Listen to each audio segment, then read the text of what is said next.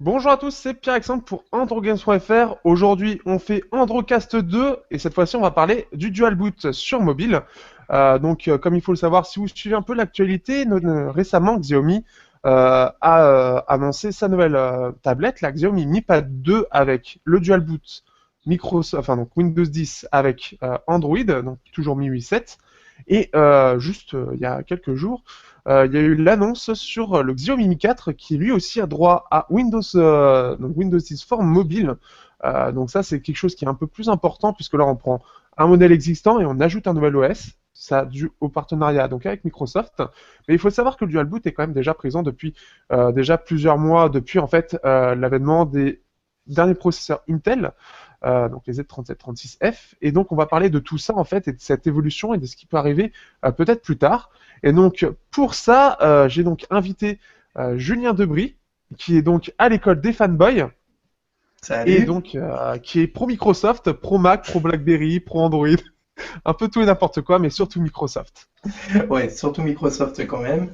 Mais j'aime bien le reste aussi, je m'intéresse, hein. Il faut tout pour faire un monde. Et ensuite, nous avons Daniel, donc un visionneur qui regarde à peu près toutes mes vidéos et qui fait à chaque fois des petits commentaires bien sympathiques que je remercie. Euh, donc, euh, Bonjour à toi, Daniel. Eh bien, bonjour. Tout d'abord, merci de m'avoir invité, hein. Ça va être intéressant de pouvoir débattre un peu sur le dual boot, parce qu'il y a pas mal de choses à dire, et puis c'est intéressant pour le travail et le divertissement à la fois. Donc voilà, donc exactement. Donc d'ailleurs, on va commencer en fait. Donc on va commencer justement avec notamment le tout ce qui est justement dual boot entre Android et Windows. Et donc, il faut savoir, donc, comme je l'ai dit juste avant, il y a des processeurs Intel qui permettent le dual boot et beaucoup de Chinois, d'acteurs chinois et aussi Asus se sont essayés à faire ces dual boots. Alors, ça reste encore perfectible aujourd'hui et ça, donc, on va en parler. Mais aujourd'hui, ça va même se faire, donc, comme je viens de le dire aussi, sur Xiaomi avec du dual boot sur les téléphones avec Windows 10 et Android. Donc, là, ça va être un gros débat. Il va pas y avoir de gros sous-thèmes parce que c'est assez large comme thème et surtout qu'il y a beaucoup de questions à se poser.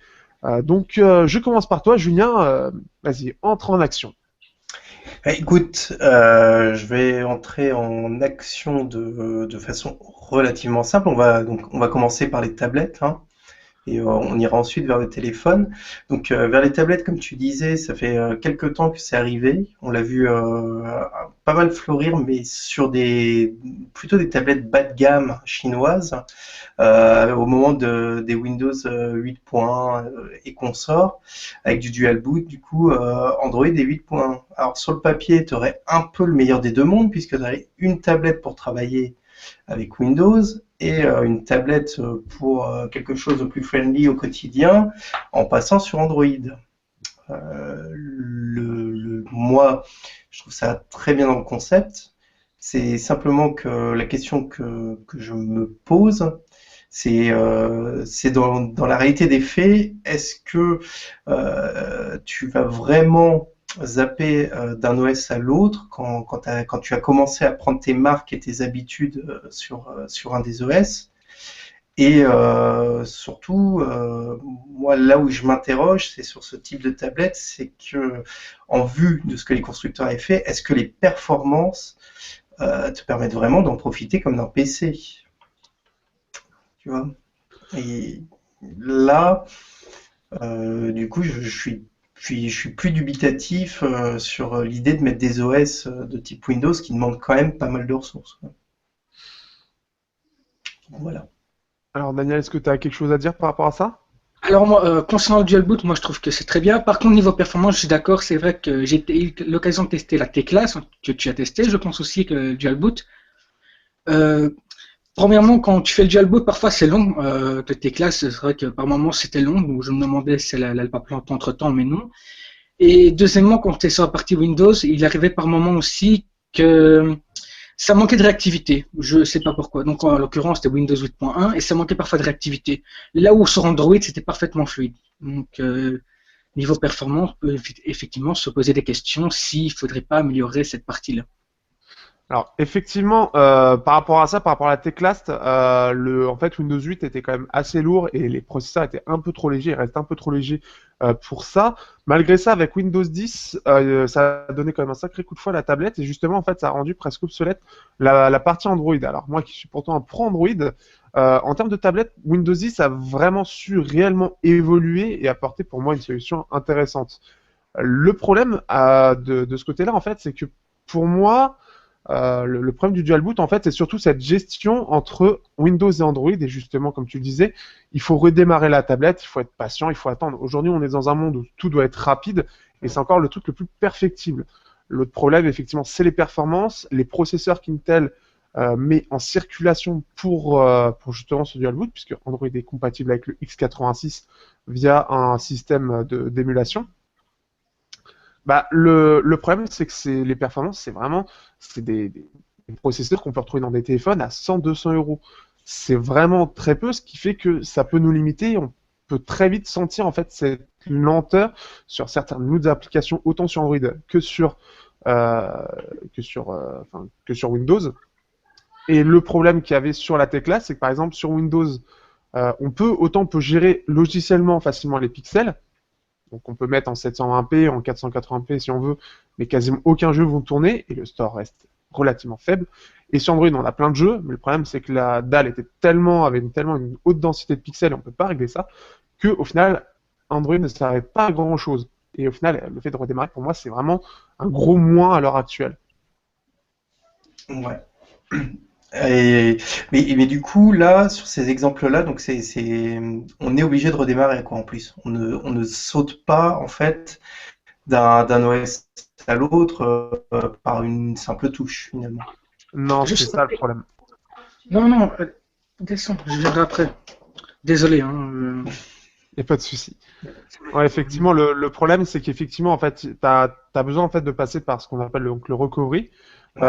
Donc c'est en fait un peu comme un grub pour ceux qui connaissent sur Windows. C'est-à-dire le petit logiciel de démarrage avec le choix des OS. Donc Mm. choisir sur lequel on veut redémarrer. Et c'est pas super pratique parce que déjà, il faut connaître la manipulation. Et en plus de ça, il faut être patient puisqu'il faut redémarrer. On perd un temps fou à faire ça. Parfois pas grand-chose pour gagner un peu en ergonomie, mais est-ce que ça vaut vraiment le coup? C'est ça le truc. Et en plus de ça, ça prend de l'espace. Parce qu'il faut Ouais. quand même avoir deux OS en même temps. Mm. Ça commence à être compliqué pour moi. Dans Ouais. cette voie-là. Moi, ce que je trouve problématique, c'est surtout la mémoire interne. Je veux dire, quand tu as Windows et Android, la mémoire est tellement parsemée que par moment, par exemple, quand c'est sur Android, il te reste quoi? Même pas moins de 16 Go dans certains cas. Donc, si. Désolé. Donc, moi, par exemple, sur la tecla, je voulais chercher Asphalt 8, mais j'avais tellement installé d'applications sur Windows et sur Android que j'utilise au quotidien que j'avais plus de place du tout. Donc, effectivement, il y a la micro SD, mais la micro SD ne permet pas, dans certains cas, tout le temps de mettre l'intégralité des gigaoctets d'applications. Il y a toujours une partie qui reste en mémoire interne, quoi. Moi, je pense que pour le jailboot, le minimum serait 128 Go pour être sûr qu'on puisse pleinement profiter à la fois de Windows et d'Android. Non, c'est mon avis. Sachant qu'en plus, juste pour ajouter une petite information par rapport à ça, c'est que sur la tecla, on a quand même 64 Go. Donc, ce qui est quand même assez énorme encore aujourd'hui sur tablette. C'est rare sur les tablettes à 64 Go. Parce que généralement, c'est 32 Go qu'ils mettent. Ouais, c'est ça. Ouais. Voire 16. Mais tu vois, moi qui suis sur la Surface au niveau tablette, et du coup donc maintenant sur Microsoft, sur la version 10, quoi, sur Windows 10, c'est vrai que je me retrouve. Alors c'est très pratique, effectivement. Je mets mon clavier, je suis sur un PC, mais c'est vrai que le soir, quand je suis dans le canapé, que je veux faire des trucs un peu plus à la cool, même du web, des trucs comme ça. Là, je me retrouve très limité parce que il y a très peu d'applis qui sont vraiment optimisées de façon tablette. Les pages internet sont des vraies pages internet, donc ça a ses avantages, mais en même temps, juste pour de la navigation rapide, quand t'es avec les doigts, c'est quand même un peu moins pratique. Donc il y a toutes ces choses-là où parfois je suis un peu en manque d'un OS vraiment tablette, parce que c'est quelque chose que finalement ils n'ont pas totalement réussi, malgré leur idée de continuum chez Microsoft, ils n'ont pas totalement réussi le côté tablette. Donc c'est vrai que le dual boot, pour ça, je trouverais ça plutôt agréable. Après, l'autre truc auquel je pense, c'est bon, la tablette ne sera jamais un gros PC, donc tu vas être limité, même si tu veux une utilisation à quand même des trucs de bureautique au niveau utilisation de PC.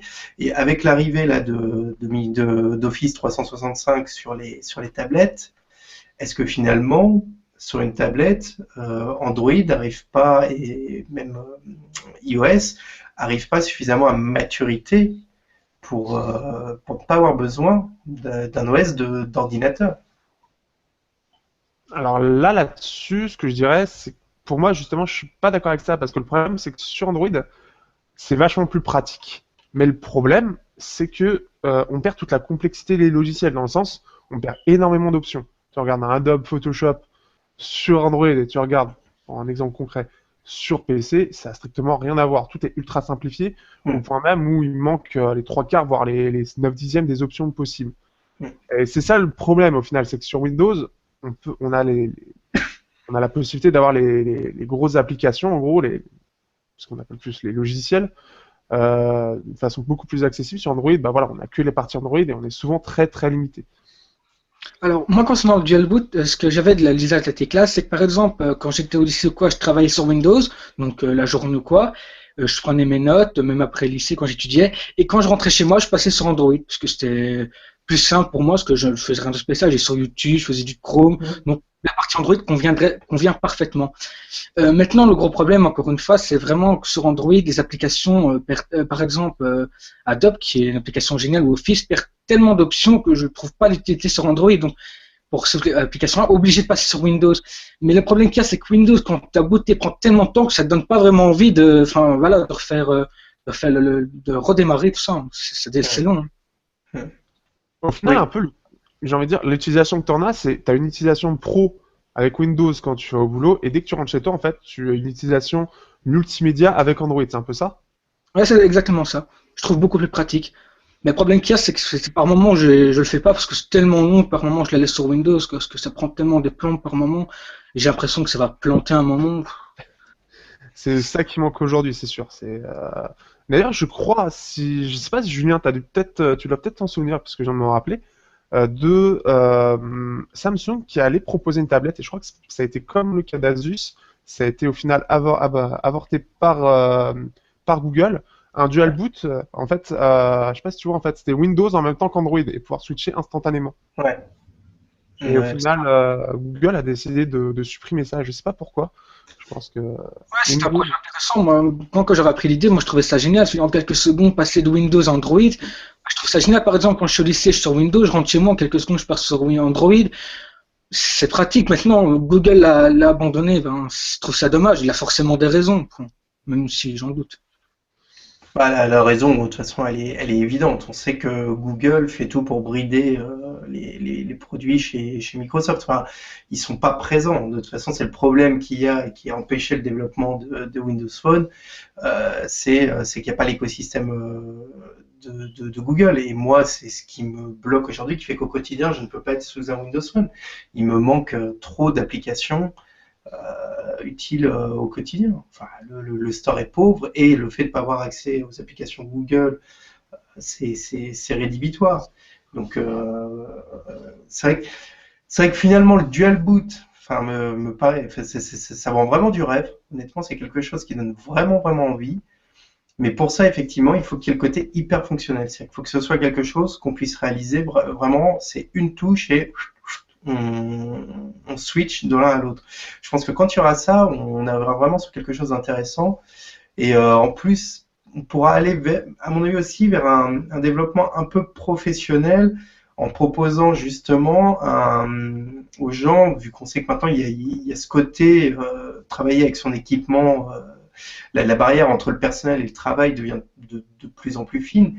Et s'il pouvait y avoir en plus ça, c'est-à-dire proposer du Windows Phone professionnel pour les gens, parce qu'il y aura tous les avantages au travail, et qu'ils puissent switcher sur Android pour avoir leur téléphone personnel, ce qui permettrait aussi de protéger un peu des données, d'avoir vraiment deux univers séparés, ce serait aussi quelque chose de très très intéressant.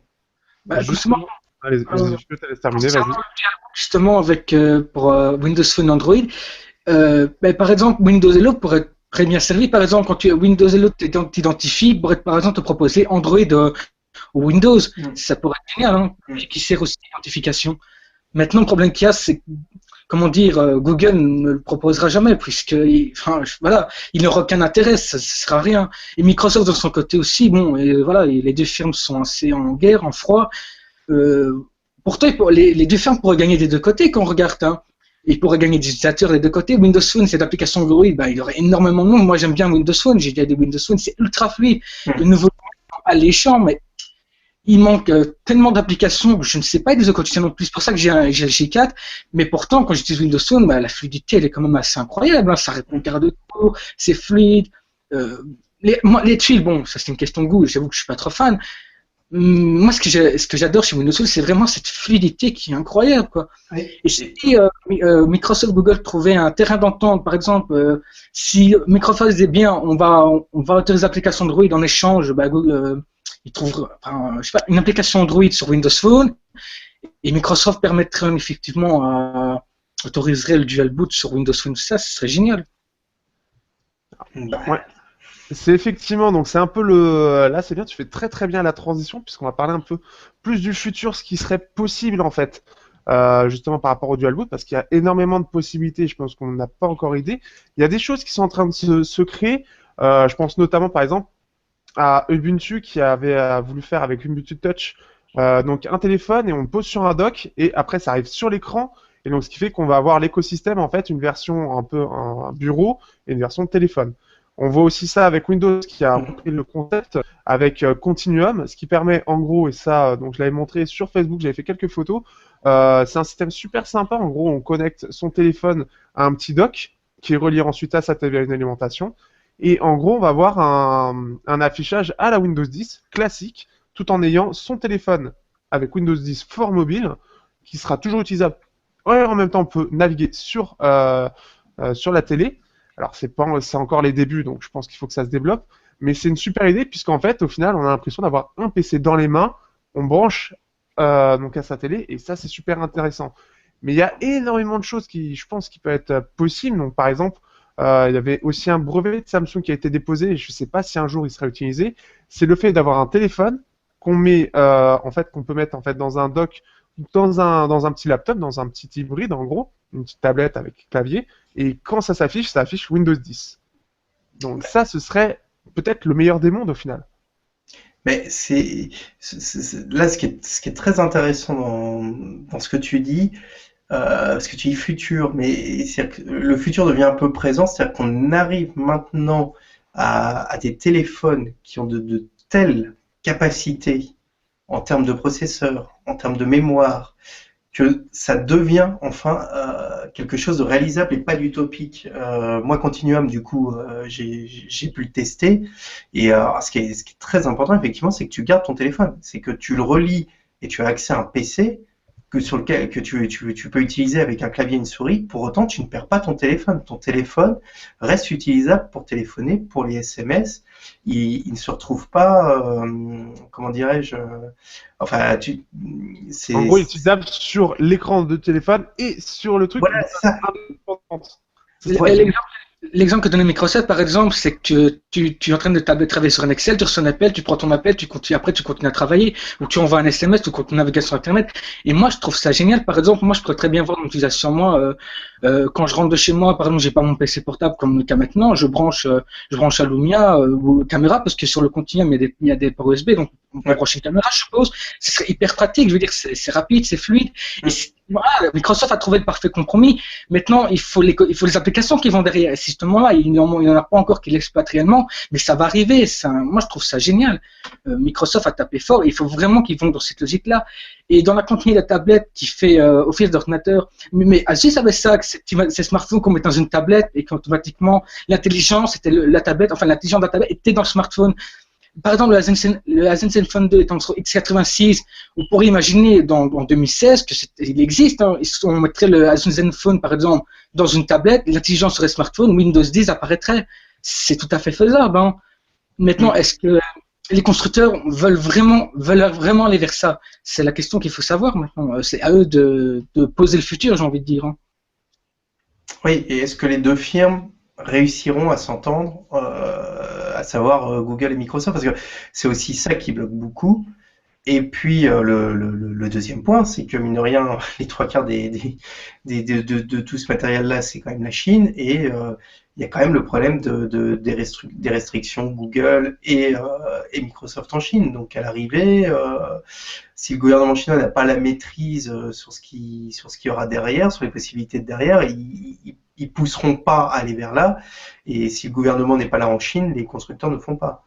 Donc, Par contre, ça peut aussi soulever un autre truc, et totalement le contraire au final, puisqu'on se retrouverait avec des Chinois qui justement ont envie d'innover, on le voit aujourd'hui, c'est quand même pas eux les plus producteurs de tablettes en dual boot. Hein. Quand on voit, il y a toutes les marques, toutes les petites marques qu'on connaît pas trop, qui ont réussi quand même à se faire une réputation aujourd'hui, mais qui restent encore des petites marques.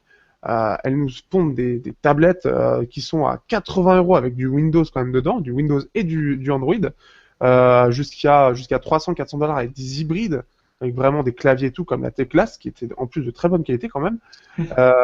Et ça, le truc, c'est qu'il n'y a pas de guerre de brevets ou de ceci ou de cela. Ce qui fait que justement, les Chinois, ils peuvent faire n'importe quoi, ils s'en foutent en fait. Ils peuvent copier le voisin sans problème et ils peuvent prendre des brevets où tout est protégé au final aux États-Unis.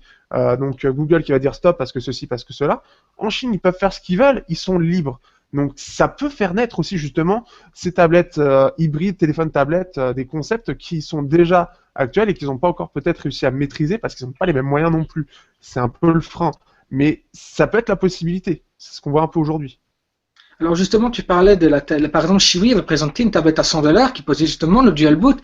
Et bon, maintenant, il faut voir le test, qu'il n'y a pas encore de tests enfin, il y en a des petits, mais bon, ils ne sont pas très complets, enfin, je trouve. Donc, mais d'après ce que le testeur disait, c'est réactif. Et c'est là qu'on voit vraiment la force des Chinois, c'est qu'à 100 $, ils proposent quelque chose de très intéressant.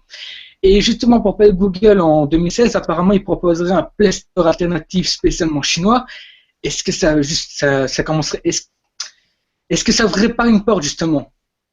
Que Google se plierait à la restriction chinoise, ça pourrait peut-être commencer à faire évoluer les choses de ce côté-là aussi. Donc, on peut imaginer qu'en 2016, des choses intéressantes vont se produire. Mm. Mm.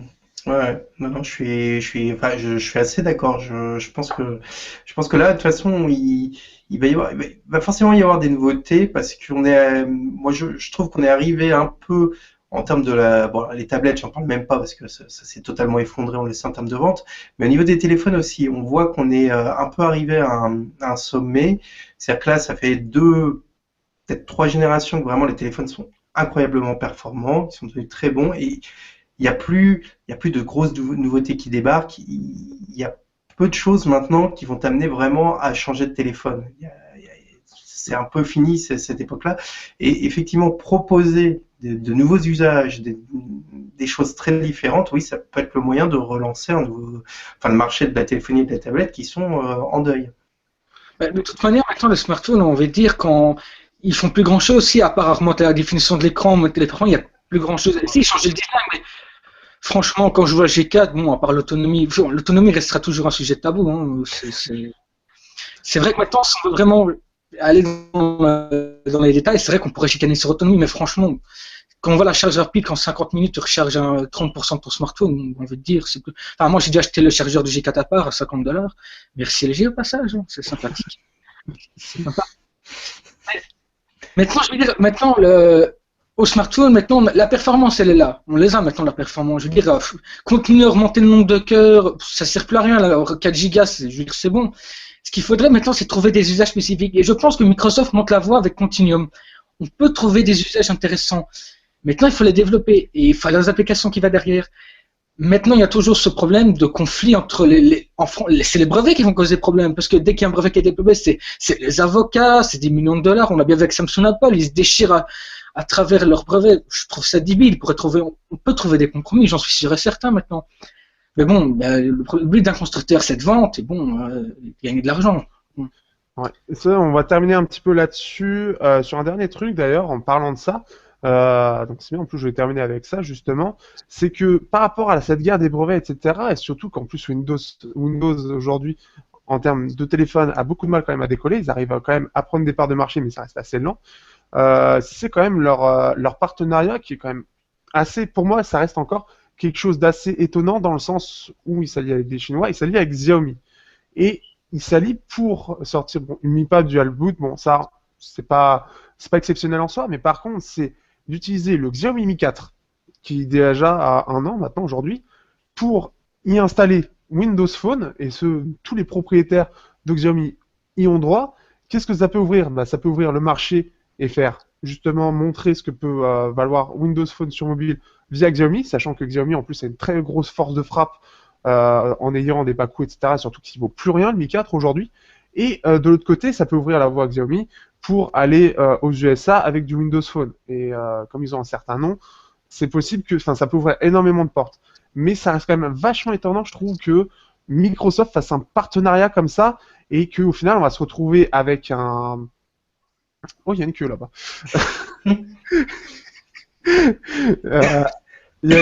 Avec un comment avec le choix d'un OS en Chine entre Dual Boot et donc MIUI 7 et Windows 10 sur un téléphone, je trouve ça quand même assez énorme. Donc pour moi, ça peut ouvrir énormément de choses en Chine. Je pense qu'il y a beaucoup de possibilités, surtout si Microsoft a décidé de s'en mêler de cette façon. Ouais. Le souci, c'est que Microsoft, on a quand même beaucoup de mal à voir ce qu'ils ont, leur stratégie. C'est quand même hyper obscur.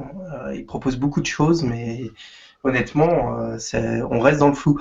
Mais là où je te rejoins, c'est que par contre, parce qu'effectivement, le problème des apps, c'est quand même le problème le plus important chez Windows. Et peut-être que aller sur une sorte de transition en passant par du dual boot et amener sur une transition, essayer de récupérer les gens d'Android comme ça en douceur pour les faire migrer, ça peut être quelque chose effectivement d'intéressant. Mais le problème principal de Windows Phone, ça va rester le manque d'applications. Quand tu vois qu'il manque, on va prendre une application Sam YouTube, elle n'est pas présente sur Windows Phone. C'est dommage. Il y a plein Instagram non plus. Enfin, je sais pas s'ils l'ont ajouté récemment. Non. WhatsApp qui manque. Il y a énormément d'applications. Et c'est bêta mais c'est justement ça qui va faire la différence. C'est ces petites applications plus au quotidien qu'on n'a pas. Et tant que Microsoft ne se décidera pas à vraiment mettre les bouchées doubles pour mettre ces applications qui manquent ou faire la pas Google quitte à, je vais être un peu grossier, aller sucer pour avoir des applications. C'est cru, hein. Va pas décoller, parce que c'est vraiment dommage. C'est un très bon système d'exploitation, mais c'est ce manque d'applications. Et moi, c'est ce qui me freine. Hein. Je n'arriverai pas à utiliser un Windows Phone tant qu'il n'y aura pas ces applications. Et c'est dommage. Donc, il serait peut-être temps que Microsoft ravale sa salive et se dise bon, c'est bon, on va poser les bases, on va essayer de s'entendre avec Google juste pour avoir des applications. Et de toute façon, je veux dire, c'est pas grand-chose pour eux de leur demander des applications. Et après, ils peuvent s'en foutre. De toute manière, une fois qu'elles sont Windows, ils prennent des clients, ils peuvent pas un bar, quoi. Et ils gagneraient bien. Oui, vas-y, continue. Les apps, c'est particulier, parce que c'est pas, en soi, Google ne les détient pas. C'est-à-dire qu'en dehors des applications Google, qui manquent vraiment, hein, c'est les plus importantes, mais après, c'est chaque développeur, foncièrement. Mais effectivement, s'il n'y a pas le début, c'est-à-dire que s'il n'y a pas les apps de Google qui sont vraiment les trucs incontournables, c'est sûr que les autres iront pas. Et oui, je suis d'accord avec toi, il faut vraiment que là, Microsoft bouge ses fesses pour obtenir tous les trucs de Google, parce que c'est juste hallucinant. Et du coup, les autres suivent pas. C'est-à-dire que Facebook, Twitter, l'appli, elle a jamais été mise à jour depuis 1000 ans, elles sont à chier, quoi, c'est honteux. Ouais, mais le problème aussi, parce que pour les développeurs, pourquoi un développeur est développé sur Windows Phone alors qu'il n'y a pratiquement rien? Les développeurs n'ont pas vraiment d'intérêt, hein. Ils vont pas perdre leur temps à développer de nouvelles applications alors que personne n'y va. Donc Microsoft doit vraiment faire quelque chose de ce côté-là, mais ils n'ont pas l'air de le faire. Et moi, je comprends pas comment Microsoft peut rester là sans rien faire. Je comprends pas, j'arrive pas à comprendre leur stratégie, je ne sais pas où ils vont. Ils développent des bons smartphones, ils ont bon OS, ils ont Continuum, ils ont tout ce qu'il faut, mais ils n'ont pas les applications. J'espère que pour 2016, ils vont bouger parce que c'est comme ça, Windows Phone va s'écrouler. Ils vont tout perdre et c'est vraiment dommage parce que c'est un système d'exploitation qui a énormément de potentiel. Il en a énormément. Maintenant, il a pas les développeurs derrière et Microsoft devrait réellement bouger leur cul ou je sais pas ce qu'ils doivent faire. Enfin bref, ils doivent faire quelque chose de toute urgence. Ça devient urgent. Oui, non, mais je suis d'accord. Et d'où finalement le débat du dual boot. C'est-à-dire que le dual boot, pourquoi est-ce qu'on en parle et pourquoi est-ce que quelque part on en rêve? Eh ben, c'est parce que Microsoft n'a pas ses applications, ne tient pas à ses promesses. Parce que normalement, avec Continuum, ça devrait être ça. On devrait même pas se poser la question du dual boot. On devrait se dire qu'avec une tablette Microsoft, on a le dual boot. En mode tablette, on a nos applis de façon, entre guillemets, Android iOS. Et quand on veut, on le passe en mode ordinateur et on a l'ordinateur. Et comme ça n'existe pas, comme ça, Microsoft ne l'a pas, et bien du coup, on rêve de ce dual boot qui permettrait d'être à la fois en mode tablette quand on a envie pédale dans le canapé et en mode ordinateur quand on a envie de travailler. Et je crois qu'on n'est pas les seuls à en rêver, parce que je pense que des gens qui aimeraient bien se tourner aujourd'hui vers une grosse tablette de chez La Pomme aimeraient bien avoir aussi une sorte de dual boot, parce qu'ils se retrouvent un peu comme des couillons avec un OS très très limité de tablette sur quelque chose qu'on leur vend quasi pro. Quand je vois qu'on parle justement de création de l'iPad Pro, il aurait énormément de potentiel quand on regarde. Il est très performant. Mais le problème qu'il y a, c'est que, par exemple, je disais à un ami, l'iPad Pro n'a rien de pro, c'est juste un iPad plus grand avec quand je compare une Surface Pro 3, il n'a rien, c'est pas une sportivité. Tu peux pas faire du montage, tu n'as pas vraiment d'applications, tu n'as pas de photos, tu n'as rien. Je comprends pas comment les gens peuvent. Il coûte 1249 € pour ce prix. T'as une Surface Pro 3 avec un véritable OS, t'as le clavier, t'as le stylet, et puis t'as les vraies applications. Tu fais de la 4K avec la Surface Pro 3, elle est très performante. Je comprends pas comment les gens peuvent acheter l'iPad Pro. Et pourtant, il a du potentiel. l'OS c'est très fluide, mais il n'a rien de pro. Hein. Et là encore une fois, le DualBoot aurait tout son sens. Mais bon, là on parle d'Apple et puis bon, Apple, voilà. Apple, ça on verra plus tard. Et on va terminer là-dessus parce qu'on a pas mal dépassé, mais c'était vachement intéressant de débattre sur tout ce qu'on a à découvrir. Je pense que justement, ce qu'on attend, toutes les applications, etc., c'est peut-être dans ce sens-là qu'ils cherchent à tatiller Xiaomi parce que les Chinois c'est plus libre et qu'il y a peut-être moyen de grappiller des parts de marché justement en grappillant sur les téléphones qui sont sous Android. Si on commence à en avoir un avec le Snapdragon 800, on va avoir des portages. Si on a des portages, c'est-à-dire que tous les gens vont pouvoir migrer sur Windows Phone très facilement. Qui dit avoir beaucoup plus de millions de clients potentiels là-dessus, ça veut dire aussi que plus de revenus. Et donc plus de revenus, ça donne envie de développer. Et ça reste le truc à voir. Et on va terminer alors. Une dernière toute petite chose et après on va terminer là-dessus. Ça reste la chose à voir, c'est ce qui peut faire tout basculer par rapport à ça et peut-être faire basculer les parts de marché de Windows Phone et donc avoir peut-être un écosystème beaucoup plus varié par la suite. Mais Microsoft a bien fait son marché puisqu'ils sont Xiaomi. On sait qu'en Chine, ils sont des milliards de Chinois. Si Microsoft arrive à grappiller des parts de marché grâce à Xiaomi qui ont une énorme réputation en Chine, qui ont des millions de smartphones, c'est extraordinaire. Hein. S'ils arrivent à vendre des Windows Phone là-bas, leur part de marché devrait grimper très vite. Et arriver aux États-Unis, ils devraient encore pouvoir gagner des parts de marché avec le Xiaomi 4 si les gens passent au Windows 10. Donc, d'un côté, ça, c'est bénéfique pour eux. Mais il y aura toujours ce problème d'application qui reste un justement, aujourd'hui. C'est que justement, s'il y a de plus en plus de clients potentiels, les autres acteurs vont forcément s'y intéresser. Ça, c'est quelque chose qu'on verra peut-être ou pas. Et ça, c'est quelque chose qui, voilà, ça reste à vérifier aujourd'hui. Et je pense qu'on va donc terminer sur là-dessus. Donc voilà, c'est quelque chose qui laisse encore rêveur. C'est quelque chose qui est encore en train ça tâte le terrain, on va dire. C'est encore trop perfectible aujourd'hui, mais il y a vraiment moyen, au vu de ce qui se passe en ce moment, qu'il y ait quelque chose vraiment qui se développe. Donc voilà, donc on va terminer là-dessus. En tout cas, je remercie Julien de l'école des fanboys d'avoir participé et d'avoir apporté sa pierre à l'édifice. Non, merci à toi, c'était passionnant. Franchement, c'était vraiment super intéressant. Merci beaucoup. Et je remercie aussi Daniel d'avoir participé, donc qui est très actif pour regarder mes vidéos et qui a été aussi très actif. Donc ça a été encore plus intéressant sur cette vidéo. Donc ça a été vraiment génial. Je vous remercie tous les deux. Donc vous pouvez retrouver aussi ce podcast en audio. Donc ça va être sur Google Drive. Donc vous pouvez voir dans la description. Ce sera mis pareil donc en même temps que la vidéo à partir de maintenant. Et il y a mon chat qui vous dit bonjour au passage. Et donc voilà, si vous voulez participer, n'hésitez pas sur la prochaine vidéo de préparation de Androgast 3, donc à me dire si vous êtes intéressé pour participer, parce que comme vous voyez, ça se passe très bien avec des personnes qui ne sont jamais passées devant la caméra, et ça peut donner des débats très intéressants avec des gens qu'on ne connaît pas. Merci à toi de m'avoir invité, c'était très appréciable, c'est une belle ambiance. La gueule chez moi. Donc voilà, donc merci à vous et on termine sur cette note et sur ce, à bientôt pour le prochain épisode de Androcast. Salut. Ciao.